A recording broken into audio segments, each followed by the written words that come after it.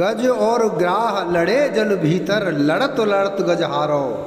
गजेंद्र मोक्ष की कथा। अति प्राचीन काल की बात है। द्रविड़ देश में एक पांड्यवंशी राजा राज्य करते थे। उनका नाम था इंद्रधुम्न। वे भगवान की आराधना में ही अपना अधिक समय व्यतीत करते थे। यद्यपि उनके राज्य में सर्वत्र सुख शांति थी, प्रजा प्रत्येक रीति से संतुष्ट थी, तथापि राजा इंद्रधुम्न अपना समय राज कार्य में कम ही दे पाते थे। वे कहते थे कि भगवान विष्णु ही मेरे राज्य की व्यवस्था करेंगे। अतः वे अपने इष्ट परम प्रभु की उपासना में ही दत्तचित्त रहते थे। राजा इंद्रधुम्न के मन में आराध्य आराधना की लालसा उत्तरोत्तर बढ़ती ही गई। इस कारण वे राज्य को त्याग कर मलय पर्वत पर रहने लगे। उनका वेश तपस्वियों जैसा था। सिर के बाल बढ़कर जटा के रूप में हो गए थे। वे निरंतर परम ब्रह्म परमात्मा की आराधना में तल्लीन रहते। उनके मन और प्राण भी श्री हरि के चरण कमलों में मधुकर बने रहते। इसके अतिरिक्त उन्हें जगत की कोई वस्तु नहीं सुहाती।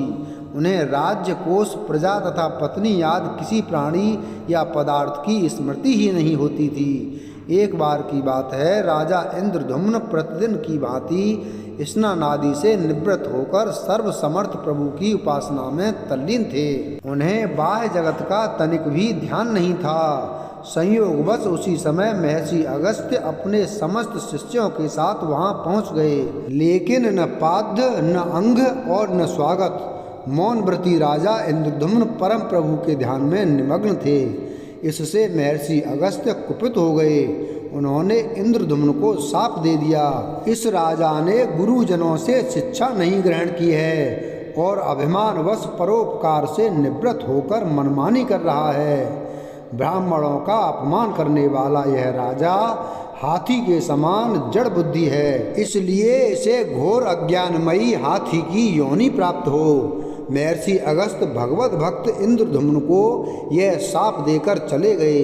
राजा इंद्रधुम्न ने इसे श्री भगवान का मंगलमय विधान समझकर प्रभु के चरणों में सिर रख दिया। क्षीराब्दी में 10 सहस्त्र योजन लंबा, चौड़ा और ऊंचा त्रिकुट नामक पर्वत था। वह पर्वत अत्यंत सुंदर एवं श्रेष्ठ था। उस पर्वतराज त्रिकुट की तराई में ऋतुमान नामक भगवान वरुण का क्रीड़ा कानन था। उसके चारों ओर दिव्य वृक्ष सुशोभित थे। वे वृक्ष सदा पुष्पों और फूलों से लदे रहते थे। उसी क्रीड़ा कानन ऋतुमान के समीप पर्वत श्रेष्ठ त्रिकुट के गहन वन में हथनियों के साथ अत्यंत शक्तिशाली और अमित पराक्रमी गजेंद्र रहता था। एक बार की बात है, गजेंद्र अपने साथियों सहित तृष्णाधिक्य यानी प्यास की अधिकता से व्याकुल हो गया। वह कमल की गंध से सुगंधित वायु को सूंघकर एक चित्ताकर्षण विशाल सरोवर के तट पर जा पहुंचा। गजेंद्र ने उस सरोवर के निर्मल शीतल और मीठे जल में प्रवेश किया। पहले तो उसने जल पीकर अपनी तृषा बुझाई, फिर जल में स्नान कर अपना श्रम दूर किया। तत्पश्चात उसने जल क्रीड़ा आरंभ कर दी।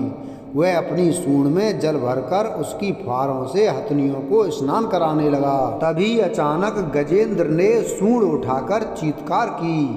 पता नहीं किधर से एक मगर ने आकर उसका पैर पकड़ लिया। गजेंद्र ने अपना पैर छुड़ाने के लिए पूरी शक्ति लगाई, परंतु उसका वश नहीं चला। पैर नहीं छूटा। अपने स्वामी गजेंद्र को ग्राहग्रस्त देखकर हथनियां, कलब और अन्य गज अत्यंत व्याकुल हो गए। वे सूंड उठाकर चिंगाड़ने और गजेंद्र को बचाने के लिए सरोवर के भीतर बाहर दौड़ने लगे। उन्होंने पूरी चेष्टा की, लेकिन सफल नहीं हुए। वस्तुतः महर्षि अगस्त के शाप से राजा इंद्रधुम्न ही गजेंद्र हो गए थे और गंधर्व श्रेष्ठ हुहु महर्षि देवल के शाप से ग्राह हो गए थे। वे भी अत्यंत पराक्रमी थे। संघर्ष चलता रहा। गजेंद्र स्वयं को बाहर खींचता और ग्राह गजेंद्र को भीतर खींचता। सरोवर का निर्मल जल गंदला हो गया था। कमल दल छत विछत हो गए। जल तंतु व्याकुल हो उठे। गजेंद्र और ग्राह का संघर्ष 1 सहस्र वर्ष तक चलता रहा। दोनों जीवित रहे। यह दृश्य देखकर देवगण चकित हो गए। अंततः गजेंद्र का शरीर शिथिल हो गया। उसके शरीर में शक्ति और मन में उत्साह नहीं रहा, परंतु जलचर होने के कारण ग्राह की शक्ति में कोई कमी नहीं आई। उसकी शक्ति बढ़ गई। वह नवीन उत्साह से अधिक शक्ति लगाकर गजेंद्र को खींचने लगा। असमर्थ गजेंद्र के प्राण संकट में पड़ गए। उसकी शक्ति और पराक्रम का अहंकार चूर चूर हो गया। वह पूर्णतया निराश हो गया, किंतु पूर्व जन्म की निरंतर भगवद आराधना के फलस्वरूप उसे भगवत स्मृति हो आई। उसने निश्चय किया कि मैं कराल काल के भय से चराचर प्राणियों के शरण्य सर्व समस्त प्रभु की शरण ग्रहण करता हूँ। यह निश्चय के साथ गजेंद्र मन को एकाग्र कर पूर्व जन्म में सीखे श्रेष्ठ स्तोत्र द्वारा परम प्रभु की स्तुति करने लगा। गजेंद्र की स्तुति सुनकर सर्वात्मा सर्वदेव रूप भगवान विष्णु प्रकट हो गए। गजेंद्र को पीड़ित देखकर भगवान विष्णु गरुड़ का आरूढ़ होकर अत्यंत शीघ्रता से उक्त सरोवर के तट पर पहुँचे। जब जीवन से निराश तथा पीड़ा से छटपटाते गजेंद्र ने हाथ में चक्र लिए गरुणारूढ़ भगवान विष्णु को तीव्रता से अपनी ओर आते देखा, तो उसने कमल का एक सुंदर पुष्प अपनी सूंड में लेकर ऊपर उठाया और बड़े कष्ट के साथ कहा, नारायण जगत गुरु भगवान, आपको नमस्कार है। गजेंद्र को अत्यंत पीड़ित देखकर भगवान विष्णु गरुड़ की पीठ से कूद पड़े और गजेंद्र के साथ ग्राह को भी सरोवर से बाहर खींच लाए और तुरंत अपने तीक्ष्ण चक्र से ग्राह का मुंह फाड़कर गजेंद्र को मुक्त कर दिया। ब्रह्मादि देवगण श्री हरि की प्रशंसा करते हुए उनके ऊपर स्वर्गिक सुमनों की वृष्टि करने लगे। सिद्ध और ऋषि महर्षि परम ब्रह्म भगवान विष्णु का गुणगान करने लगे। ग्राह दिव्य शरीरधारी हो गया।